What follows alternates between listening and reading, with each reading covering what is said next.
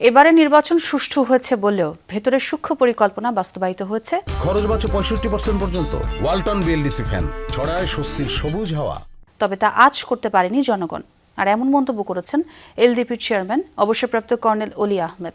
সকালে এলডিপির কার্যালয়ে তিনি এই মন্তব্য করেন। বলেন, আওয়ামী লীগের সময় বিনা ভোটে নির্বাচন হয়েছে, অস্ত্র ব্যবহার হয়েছে। তবে এবার জনগণ ও দেশের সাথে বেইমানি করা হয়েছে।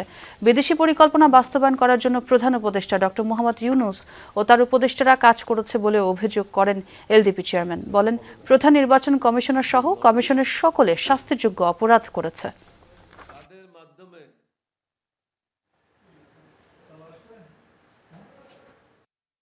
আওয়ামী লীগের সময় বিনা ভোটে নির্বাচন হয়েছে, অস্ত্র ব্যবহার হয়েছে।